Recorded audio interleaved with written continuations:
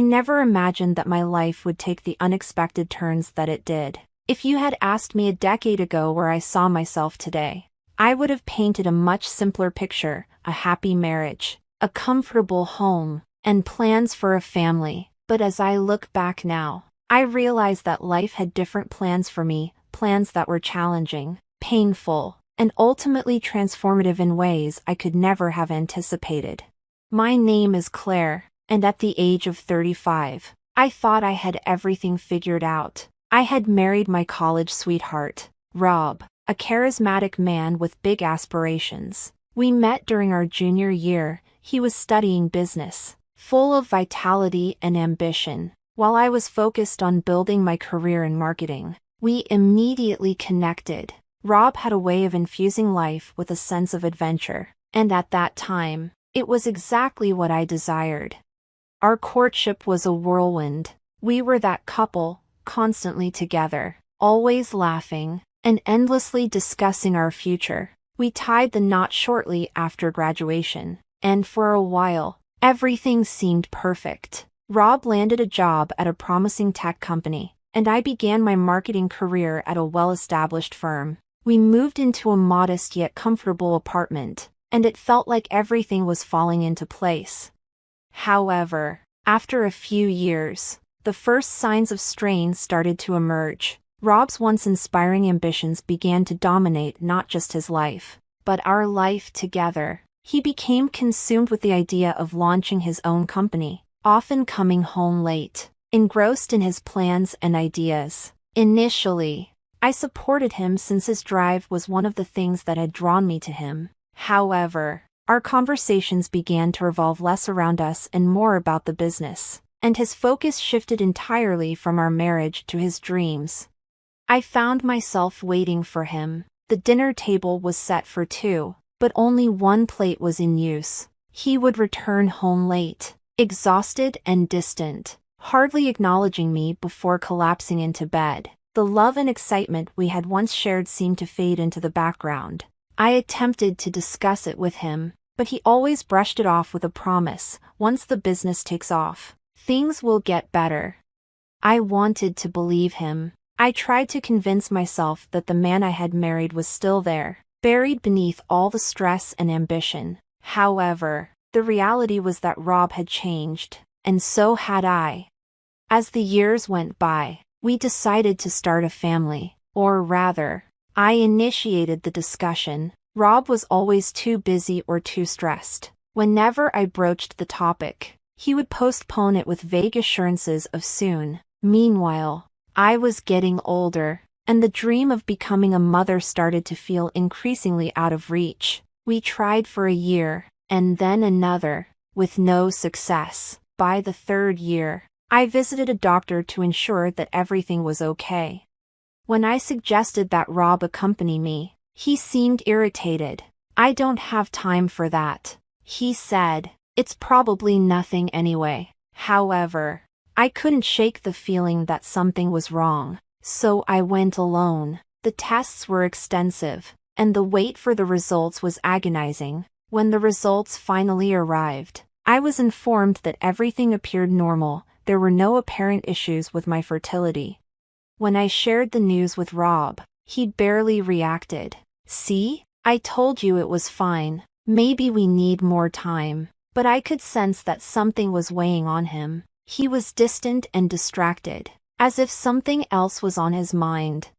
One evening, after another tense conversation about starting a family, Rob finally snapped. "Maybe it's not meant to be, Claire. Maybe we're just not destined to have kids. Besides, I've got enough on my plate right now." His words pierced me deeply. This wasn't just about children, it was about our life together, our future. And for the first time, I questioned whether we even had one. As Rob's business began to gain traction, he became more withdrawn. He worked late almost every night, frequently traveling for meetings and conferences. I hardly saw him anymore, and when I did, it felt like we were strangers living under the same roof. My attempts to rekindle our connection, to remind him of the life we had once envisioned, fell on deaf ears. He was too engrossed in his work and his success to notice what was happening to us. I recall the night when everything changed. It was a Friday, and I had prepared dinner, hoping for one of those rare evenings when Rob might return home at a reasonable hour. However, as the hours passed, the food grew cold, and my hope waned. He finally arrived around midnight, smelling of alcohol and something else that I couldn't quite place. "You're late," I said, my voice tinged with frustration. "Work," he muttered, barely glancing at me as he tossed his coat onto a chair. "You're always working, Rob. We never see each other anymore. I feel like I don't even know you." I didn't mean for it to come out so harshly, but the words spilled out before I could stop them.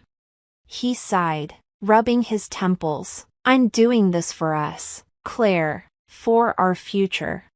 "What future?" I snapped. "The one where you're never home? The one where we don't have kids because you're too busy to try?" Rob's face darkened. "Don't start with this again."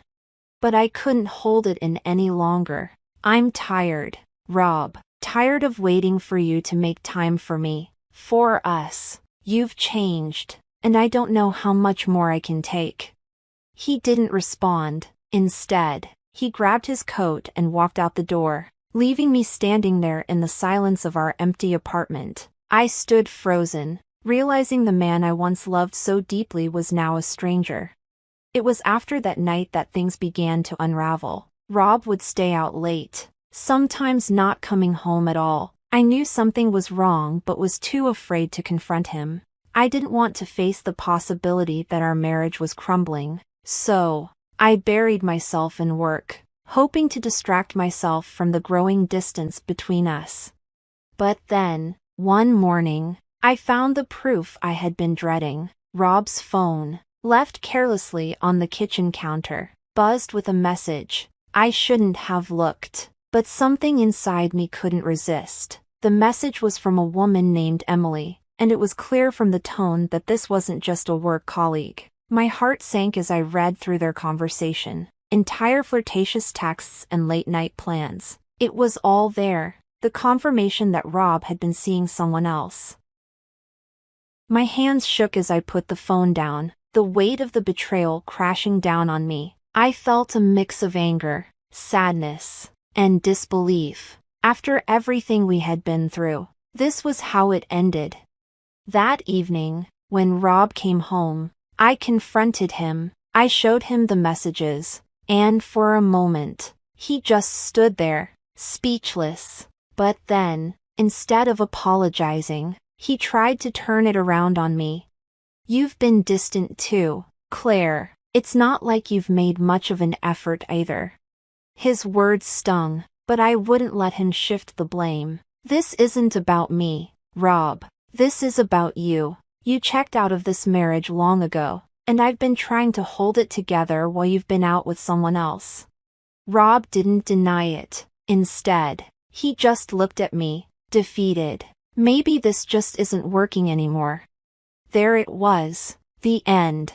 I had seen it coming, but hearing the words still felt like a punch to the gut. A few weeks later, we filed for divorce. Given everything we had been through, the process was quick, almost too easy. We split our assets, sold the apartment, and went our separate ways. I moved into a small condo on the other side of town, trying to rebuild my life while Rob dove deeper into his work. For a while, I felt lost. The life I had envisioned, marriage, kids, a happy home, had slipped through my fingers. But slowly, I began to find my footing again. I threw myself into my career, taking on new projects and challenges. I reconnected with friends, people I had drifted away from during the chaos of my marriage. And then, something unexpected happened.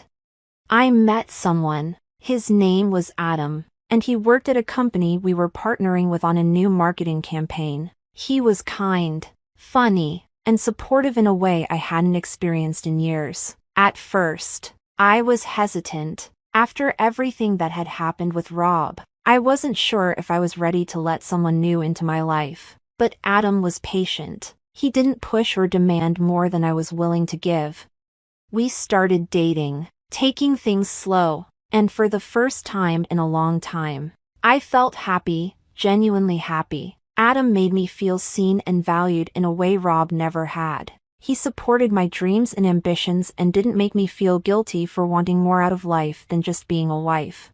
A year into our relationship, I found out I was pregnant. The news came as a shock, but a welcome one. Adam was over the moon, and together, we started planning for our future, a future that felt full of possibilities rather than the closed doors I had faced with Rob.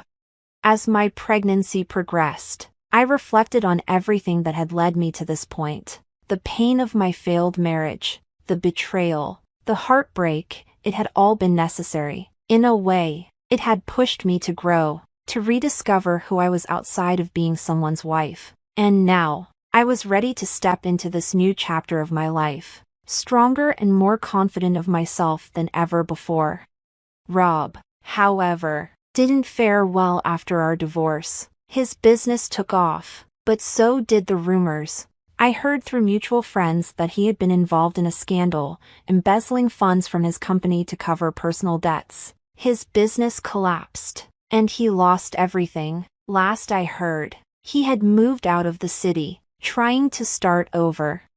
It's strange when I think back on everything. For so long, I had held on to the idea of my life with Rob, convinced that if we just worked hard enough, we could make it work. But now, standing here, with Adam by my side and our child on the way, I realize that sometimes, things fall apart so that better things can come together.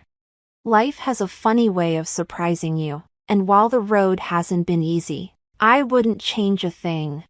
Because in the end, I found my way. And that's more than enough.